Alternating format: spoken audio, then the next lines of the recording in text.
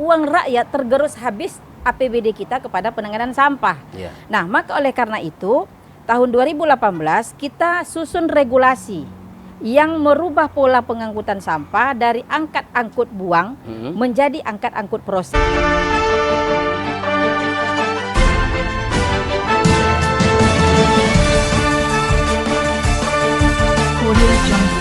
Assalamualaikum warahmatullahi wabarakatuh. Pemirsa Riau Televisi Network di mana saja Anda berada.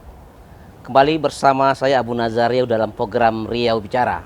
Pada kesempatan kali ini kita akan berbincang dengan anggota DPRD Kota Pekanbaru, Kak Ida Yulita Susanti. Assalamualaikum, Kak. Waalaikumsalam warahmatullahi wabarakatuh. Apa kabar, Kak? Alhamdulillah ya. Alhamdulillah sehat luar biasa. Iya, aktivitas lancar ya. Alhamdulillah lancar. Kegiatan sehari-hari. Ya, alhamdulillah. Ya. Pemirsa, pada program Riau Bicara pada kali ini kita akan berbincang dengan Kak Ida Yulita Susanti, anggota DPRD, terkait beberapa persoalan soal sampah di Kota Pekanbaru yang belakangan ini hampir menjadi persoalan dan menjadi persoalan di tengah masyarakat karena banyaknya sampah yang menumpuk, tidak terurus. Nah, artinya pada hari ini kita akan minta pendapat anggota DPRD Kota Pekanbaru ini, apa sih sebenarnya yang terjadi di Kota Pekanbaru sehingga persoalan sampah ini hari ini menjadi polemik di tengah masyarakat kita, Kak? Ya, pertama saya mengucapkan terima kasih yang sebesar-besarnya kepada Adinda Abu dan tim, kemudian Riau TV Melayu yang sudah memberikan ruang untuk kami berdiskusi pada sore hari ini. Tentu dengan tujuan niat baik kita adalah bagaimana Kota Pekanbaru ke depan ini lebih baik dari hari ini. Nah, terkait isu yang paling hangat pada hari ini adalah terkait persoalan sampah. Nah, teman-teman saya di luar kota sana banyak menyatakan, telepon saya, Bu Ida di Kota Pekanbaru ada PSBB ya, kata dia kan. Saya katakan Pekanbaru enggak kena PSBB, Riau kan. Iya. Nah, iya kan kena PSBB. Apa tuh PSBB gitu kan? Nah, ternyata penumpukan sampah besar-besaran. Menjadi lelucon juga ya, Kak, sudah, di luar ya? Sudah menjadi lelucon di provinsi-provinsi lain terkait persoalan sampah di Kota Pekanbaru. Nah, tentu kita sebagai wakil rakyat menyikapi yang terjadi pada hari ini. Pertama, menyampaikan keprihatinan kita terkait kondisi yang terjadi hari ini karena apa yang sudah kita tata untuk Kota Pekanbaru pada hari ini, baik dari regulasi, baik dari komunikasi, baik dari koordinasi, tapi tidak berjalan dengan baik. Nah, kita tentu berharap Kota Pekanbaru ini adalah percontohan dari kabupaten kota yang ada di Provinsi Riau, karena dia berada di pusat kota Provinsi Riau. Tapi hari ini dengan persoalan sampah, persoalan banjir, justru Kota Pekanbaru ini tidak menjadi percontohan, tapi sebaliknya. Nah, tentu ini sangat kita sayangkan. Nah, setelah kita lihat persoalan yang terjadi hari ini, saya dengan tegas katakan sampah yang terjadi penumpukan di mana-mana hari ini itu memang ketidakmampuan, kelalaian OPD terkait dalam membuat kerangka acuan kerja untuk menyelesaikan persoalan sampah di Kota Pekanbaru. Nah, kenapa saya sampaikan demikian? Karena kita sebagai wakil rakyat, DPRD Kota Pekanbaru bertugas sebagai pembuat produk hukum untuk melindungi para OPD ini bekerja. Nah, terkait sampah, tahun 2018 kita juga sudah buat perdanya. Kita susun regulasinya dalam pengelolaan sampah di Kota Pekanbaru, yang mana 3 tahun terakhir ini kan dengan sistem tahun jamak. Menggunakan tahun jamak, anggaran tahun jamak dengan sistem pola pengangkutan angkat-angkut buang. Nah, untuk proses angkat-angkut buang dengan tahun jamak ini juga tidak seluruh kecamatan yang ada di Kota Pekanbaru. Jadi dari 12 kecamatan, hanya 5 kecamatan yang di pihak ketiga kan. 7 kecamatan masih diswakelola oleh dinas terkait. Nah, untuk 5 kecamatan ini harus menghabiskan anggaran APBD sebanyak 143 miliar. 143 miliar? Selama 3 tahun. 5 kecamatan? 5 kecamatan. Ditambah sisa 7 kecamatan lain. Nah, tentu otomatis uang rakyat tergerus habis APBD kita kepada penanganan sampah. Nah, maka oleh karena itu, tahun 2018 kita susun regulasi yang merubah pola pengangkutan sampah dari angkat angkut buang menjadi angkat angkut proses. Nah, dengan harapan ketika dia angkat angkut proses, Kota Pekanbaru, opsi pertama kita bangun pabrik. bangun pabrik sendiri untuk pengolahan sampah. Jadi uang yang kita gelontorkan ratusan miliar itu kita bangunkan ke pabrik untuk ngolah sampah dan dia akan berpotensi menjadi sumber pendapatan APBD, PAD kita dan sumber pendapatan ekonomi masyarakat kita. Nah, bagaimana caranya? Ketika dia angkut proses, nanti Pemko menyiapkan pabrik pengolahan.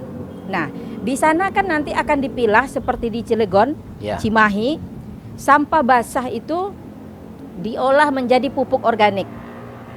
Bagaimana pemasarannya? Kita sudah punya konsep Pekan Sikawan. Nah, tinggal nanti kita kerjasama dengan Pekan Sikawan untuk mengoper pupuk-pupuk yang kita hasilkan. Nah, bagaimana dengan sampah kering dipilah lagi? Nah, kalau di Cilegon itu bisa dia jadi aspal, bisa dia bahan-bahan yang lain. Nah, produksi dia, produktif dia. Nah, jadi sampah tidak lagi menjadi momok untuk APBD, tidak lagi menjadi beban APBD, tidak menjadi momok untuk masyarakat, tapi justru sampah memberikan potensi yang luar biasa untuk kehidupan ekonomi masyarakat kita dan memberikan potensi PAD untuk APBD Kota Pekanbaru. Nah, bagaimana polanya? Nanti sampah masyarakat itu kita beli, dibeli oleh Pemko. Akan lahir nanti pengusaha-pengusaha kecil di setiap RW untuk membeli sampah-sampah masyarakatnya. Nanti setelah dikumpulkan di TPS lingkungan RW, di sana nanti akan dijual kepada pabrik yang dibangun oleh Pemko. Nah, sehingga masyarakat sendiri tidak akan mau lagi membuang sampah sembarangan. Karena apa? Bangun tidur dia di pagi hari, dia sudah tahu ini adalah uang. Uang ya? Berarti ini sampah lembaran merah, uang, ya? Sampah menjadi uang gitu kan. Nah, bahkan nanti kita edukasi, dia pilah langsung. Nah, nanti tinggal dibeli oleh pengusaha-pengusaha kecil, ditampung oleh pemerintah kota.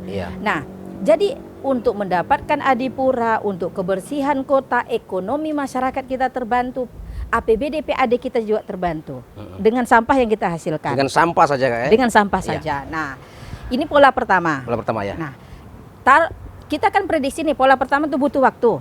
Butuh waktu untuk bangun pabrik. Nah, kita buat lagi opsi kedua. Itu tawaran ini kapan ini Kak? Yang pola pertama tadi? 2018. Udah 18, kita sekarang buat perdanya. 2002. Sekarang kan ada 2021 nih. Karena kita mengantisipasi berakhirnya tahun jamak di 31 Desember 2020. Iya, berarti program ini sudah lama ya, 2018. Sudah lama, 2 tahun lah yang lalu kita sudah siapkan regulasi. Ketika nanti berakhir masa kontrak tahun jamak dengan pihak ketiga, kita sudah siapkan opsi untuk mempersiapkan agar sampah tidak menjadi persoalan. Nah, pola pertama tadi kan angkut proses, kita bangun pabrik. Nah, pola yang kedua, nah nanti di sana juga bisa kita berdayakan RT RW. Ini pabrik yang bangun siapa? Pemerintah daerah kah? Pemko. Pemko langsung. Pemko. Ibaratnya gini, daripada kita membuang uang untuk biaya pengangkutan kepada pihak ketiga, kan habis tuh ke pihak ketiga tanpa ada pajak daerah yang kita dapatkan. Lebih baik uang itu kita bangun pabrik hanya sekali saja kita mengeluarkan uang, tapi nanti kan ke depannya kita nggak mengeluarkan uang lagi. PAD kita masuk. Kemudian PAD ekonomi masyarakat kita juga masuk. Nah, itu pola pertama. Nah, tapi kan ini butuh waktu. Butuh waktu untuk bangun pabrik, persiapan segala macam kan butuh waktu. Opsi kedua juga kita bisa menggunakan sistem KPBU namanya. KPBU kerjasama pemerintah dengan badan usaha. Badan usaha seperti SPAM yang hari ini di Kota Pekanbaru. Nah, SPAM hari ini di Kota Pekanbaru, zona pertama itu kan KPBU, 750 miliar. Jadi sistem KPBU ini yang bangun pabriknya tidak pakai APBD, tapi dibangun oleh pihak swasta. Perusahaan BUMN, perusahaan negara, dibangun oleh perusahaan negara. Nanti sampah dibeli kepada masyarakat, dia yang beli, dia yang olah. Dari olahan dia itulah menjadi retribusi kepada daerah. Jadi perusahaan ini berinvestasi ke kita, bagi keuntungan dengan daerah. Persentasenya berapa? Tinggal dibuat perwakonya. Umpamanya entah 70-30 seperti SPAM sekarang. Nah, kita tak perlu mengeluarkan uang. Mereka yang bangun pabrik. Kita tak perlu mengeluarkan SDM. Mereka yang punya SDM. Nah, ini sistem yang kedua. Dan ini bisa dijemput anggaran ke pusat. Anggaran ke pusat di Dinas Kementerian PUPR itu ada anggaran yang bisa digelontorkan untuk sistem KPBU ini. Nah, itu opsi yang kedua, lebih ringan karena tidak perlu kita. Tidak perlu APBD yang bangun. Kita terima bersih aja. Itu sudah ada sekarang nggak kemarin? Nah, itu opsi kedua kita tawarkan. Masih tawaran tuh ya? Nah, itu opsi kedua yang kita susun. Nah, untuk mengantisipasi sampah. Nah, opsi yang ketiga adalah ketika nanti ternyata kita belum dapat investor nih. Pabrik belum terbangun.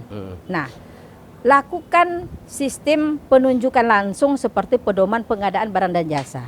Jadi di dalam undang-undang itu sudah diatur di Perpres, pedoman pengadaan barang dan jasa pemerintah, kita bisa lakukan penunjukan langsung sebelum ada pemenang lelang.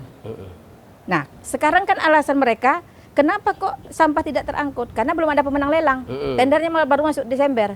Nah, ini kan kesalahan fatal. Iya. Kenapa demikian? Karena undang-undang sudah membuka ruang makan minum pasien, cleaning service, termasuk sampah, obat-obatan rumah sakit, dapat dilakukan penunjukan langsung sebelum ada pemenang lelang. Iya. Tinggal minta asistensi kepada BPKP untuk memperkuat regulasi kebijakan yang dibuat dinas. Jadi nanti kontrak kemarin kan berakhir 31 Desember. Lanjutkan kontrak itu dengan sistem tunjuk langsung. Bagaimana sistem pembayarannya? Kan tidak boleh di atas 200 juta. Khusus untuk pekerjaan-pekerjaan yang berurusan dengan yang 4 tadi, itu boleh di atas 200 juta, tapi dengan sistem lamsam kontraknya. Lamsam itu berapa yang terangkat, itu yang dibayar. Jadi tidak kontrak harga satuan. Contoh yang terangkat sama dia 100 ton bayar. 200 ton bayar. Nah, teknis lain dapat diatur bekerja sama kembali dengan RT RW. Seperti zaman Pak Herman. Dilibatkan camat dan lurah, dibagi peran dan fungsinya, tapi tentu dengan terkonsolidasi dengan baik sampai ke bawah. Jangan MOU, ini kan MOU ada nih, antara DLHK MOU dengan forum RT RW. Tapi tidak terkonsolidasi ke bawah. Tidak tersampaikan dengan baik. Nah, akhirnya apa yang terjadi? RT RW nggak tahu itu tugas mereka. Kemudian itu tugas mereka, dengan apa mereka mau mengangkut? Dilimpahkan kepada mereka pemungut retribusinya. Kalau terkonsolidasi dengan baik, tentu mereka tahu tugas. Persoalan hari ini, banyak RT RW yang melapor, mereka tidak tahu. Berarti MOU yang dilakukan itu tidak tersosialisasi dengan baik. Nah, balik lagi ke OPD-nya, berarti memang ketidakseriusan dari dinas terkait dalam penanganan urusan sampah ini. Berarti ini kan konsep-konsep yang sudah kakak tawarkan, ini DPRD sendiri kayak? Iya, lembaga yang menawarkan berbicara itu, perda. Tapi tidak sampai hari ini tidak terrealisasi. Apa yang menjadi persoalan sebenarnya? Yang menjadi titik krusial ini apakah Pemko gimana menyikapi persoalan ini? Kan sudah ada ruang itu kayak aturan membolehkan begitu. Ketidakseriusan dinas terkait untuk melakukan penanganan sampah di Kota Pekanbaru. Makanya saya berulang kali katakan, kalau Pak Wali ingin urusan sampah ini selesai, ganti itu Kadis DLHK. Tapi sampai hari ini belum ada ya? Belum ada actionnya. Karena apa? Kalau mereka serius OPD-nya, otomatis kan persoalan sampah ini tak akan mungkin terjadi seperti hari ini. Karena kita ini punya regulasi. Sebagai DPRD udah melindungi nih regulasinya. Ada aturannya kayaknya. Aturan kita payungi. Kemudian dari Perpres juga kita payungi. Apalagi, jadi kalau ada niat baik, tidak akan mungkin sampah akan menjadi persoalan di Kota Pekanbaru.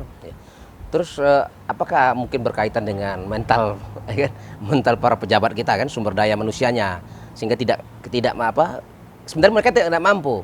Bisa tidak dikatakan begitu Kak? Khusus untuk DLHK ini, kalau saya melihat Pak Wali salah menempatkan SDM. Kenapa berani saya sampaikan demikian? Bukan bidang dia berarti ya?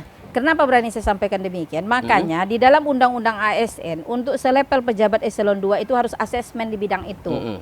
Asesmen di bidang itu sehingga tahu memang kompetensinya bisa di situ. Tapi mohon maaf saja, DLHK ini tidak melalui asesmen dia jadi kadis di sana. Langsung tunjuk? Langsung tunjuk. Jadi ketika ada persoalan hari ini, ya inilah buahnya. Karena beliau memang tidak tahu fungsinya, tidak mengerti dengan apa yang jabatan yang dia terima gitu. Tidak ada asesmen, bagaimana dia tahu itu tugasnya di situ gitu.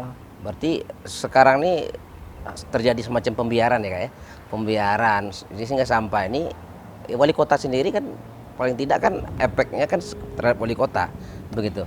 Ya, saya katakan yang terjadi hari ini karena sebenarnya kan kita menunggu action pemerintah ini dengan kebijakan yang memang bisa mengeluarkan persoalan sampah ini dari persoalan. Tapi kalau hanya pejabatnya huru-hara pergi ke lapangan, kemudian sama-sama mengangkat sampah pejabat di kotanya, kan, kita malu. Karena ada sekko turun langsung kan? Malu kita, karena apa? Hari ini sampai ke Kapolda turun, sampai ke Danrem turun. Itu kan tamparan untuk kita Kota Pekanbaru. Tidak hanya kepada pemerintah, tapi juga kepada kami DPRD. Ketika sudah turun Polda, sudah turun Danrem, kami DPRD juga merasa malu dengan hal yang terjadi. Berarti kami tidak bekerja. Sebagai wakil rakyat kami juga dituding tidur. Nah tentu kan kami juga malu dengan persoalan ini gitu kan. Nah Jadi intinya kita juga dari DPRD makanya ingin memberikan informasi kepada masyarakat. Kita DPRD tidak tidur loh. Kita udah buat regulasi. Ya, tapi persoalannya sudah 2 tahun yang lalu. Udah itu, 2018 ya. sebelum berakhirnya masa kontrak. Ya. Nah, cuman persoalannya dinas terkait yang tidak melaksanakan regulasi yang sudah kita susun dan tidak ada niat baik dari dinas terkait untuk menyelesaikan persoalan sampah. Berarti niat baik dari dinas terkait. Jadi solusinya harus diberhentikan nih Kak? Apa harus apa nih? Saya menantang Pak Wali Kota, kalau beliau memang serius untuk melakukan penanganan sampah ini dengan serius, langkah pertama yang harus dilakukan ganti dulu Kadis DLHK. Ganti kadisnya ya. Yang kedua, buat kebijakan yang memang berdampak langsung kepada penanganan sampah. Apa dia bentuknya? Jangan ditunggu juga proses tender itu pemenangnya. Tapi siapkan regulasi, dia kan bisa tunjuk langsung. Berdayakan kembali perusahaan yang lama kalau tidak ada yang baru. Atau sosialisasikan dengan baik kepada RT RW kita karena mereka sudah diberi beban tanggung jawab untuk memungut retribusi di lingkungan rumah tangga. Nanti di lingkungan badan usaha kita kan bisa berdayakan, kita punya LPM, kita punya organisasi forum RT RW. Ini kan tinggal hanya keseriusan saja sebenarnya. Koordinasi dengan RT RW sendiri gimana Kakak melihat?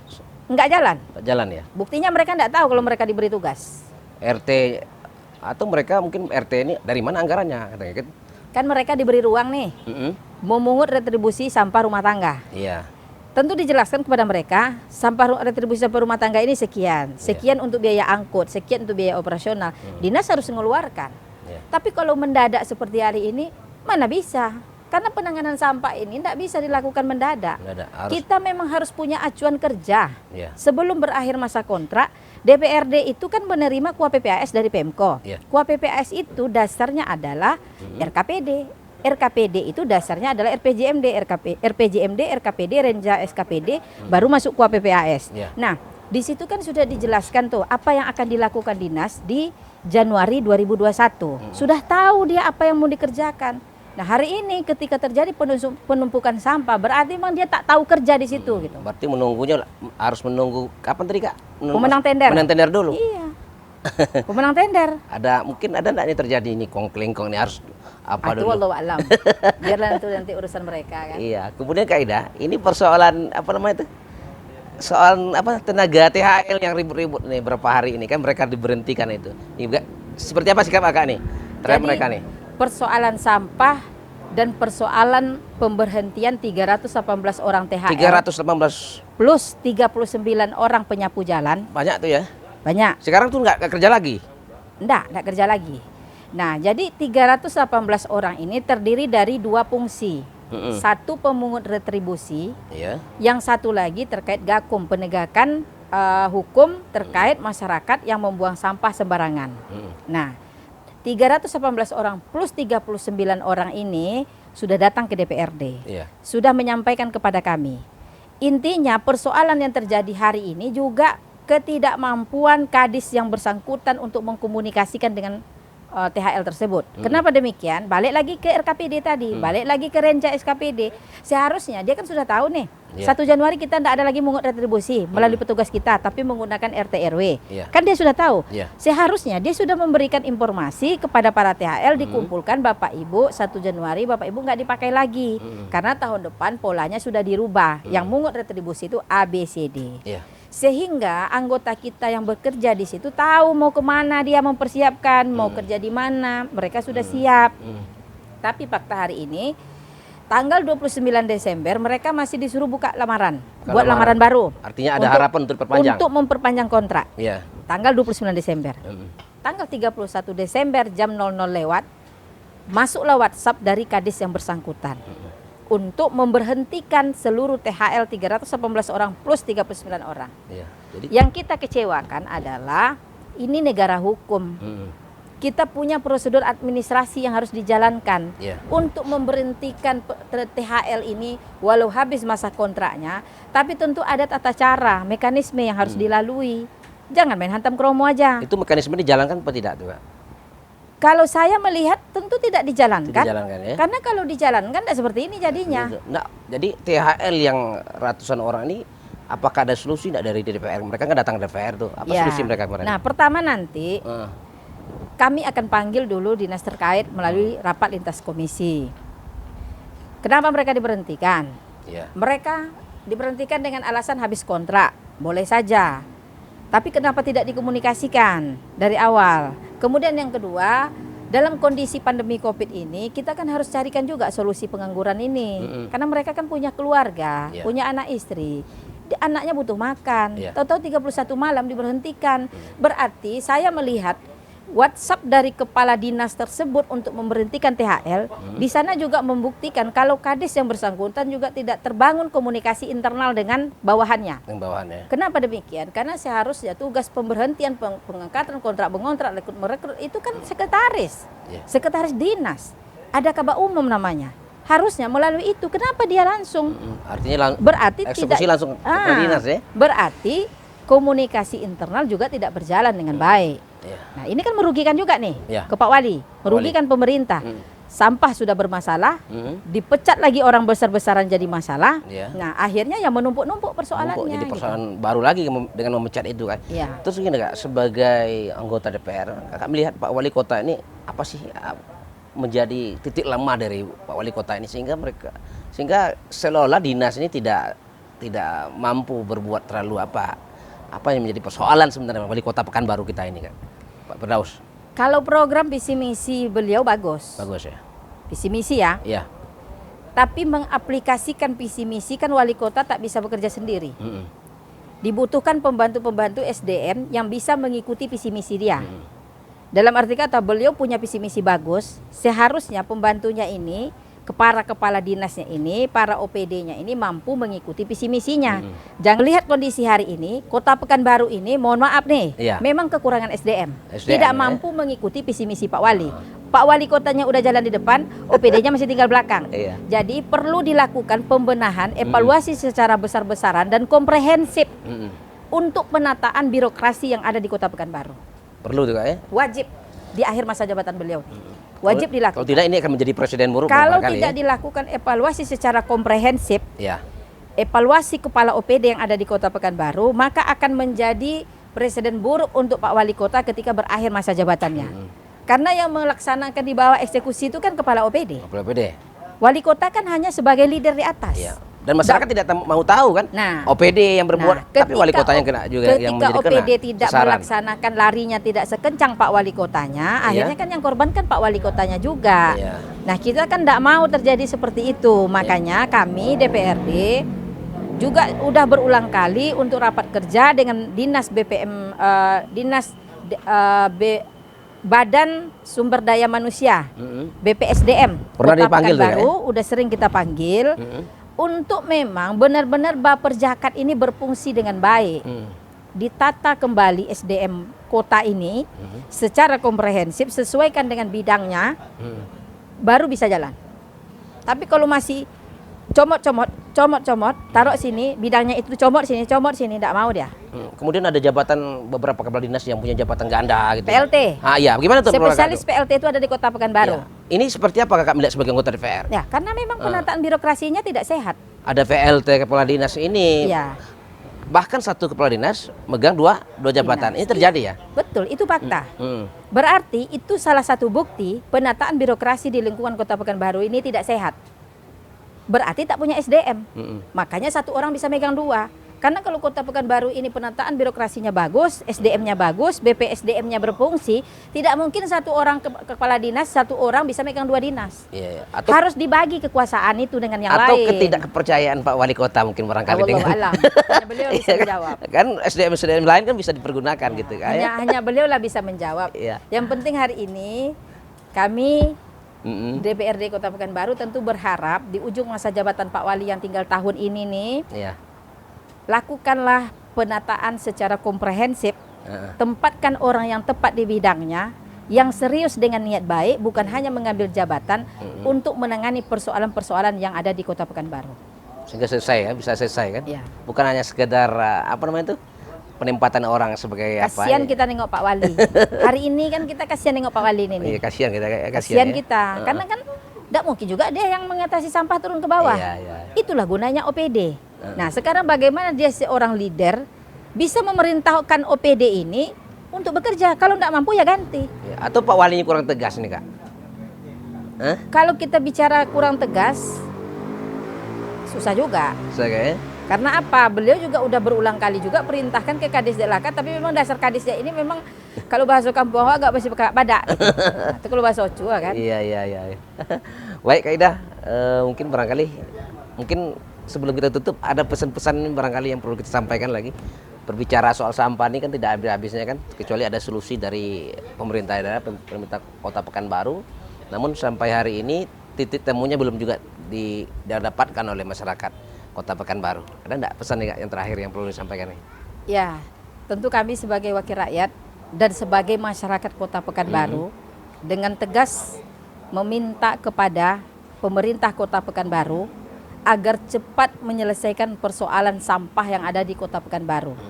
Jangan sampai kota yang kita cintai, yang kita banggakan ini justru menjadi isu nasional yang tidak baik didengar di luar sana. Tadi apa tuh istilah yang PSBB, saya dengar? penumpukan sampah besar-besaran. Nah, karena apa? Kita dicemooh oleh provinsi lain, kita dianggap bodoh. Iya. Masa sampah punya potensi PAD menjadi persoalan besar akhirnya di kita. 500 ton aja per hari sampah itu udah bisa ngasilkan listrik. Tinggal cari investornya. Ini kan keseriusan kuncinya. Gantung seriusan keseriusan dan niat baik. Niat Jadi baik, kami meminta kepada OPD terkait dalam hal ini segera untuk membuat terobosan-terobosan agar persoalan sampah ini jangan bergulir sampai bulan depan. Ya, berarti dikasih waktu ya Kak ya? Ya. 1 bulan dikasih waktu ya? Tuntaskan segera gitu. Baik, terima kasih Kak Ida sudah berbincang di program Riau Bicara di Riau Television Award. Banyak yang akan kita bicarakan ke depannya lagi. Demikian saudara, bincang kami dengan Kak Ida Yulita Susanti, anggota DPRD Kota Pekanbaru dari fraksi Partai Golkar. Memang persoalan sampah sampai hari ini menjadi sorotan masyarakat, terutama terjadinya banjir akibat sampah yang menumpuk di Kota Pekanbaru. Tentunya apa yang menjadi pembicaraan kita pada hari ini bersama anggota DPR menjadi masukan buat Pemko Kota Pekanbaru untuk program yang lebih baik mengatasi sampah ke depannya. Demikian bincang kami, saya Abu Nazar Riau. Assalamualaikum warahmatullahi wabarakatuh. Sampai jumpa.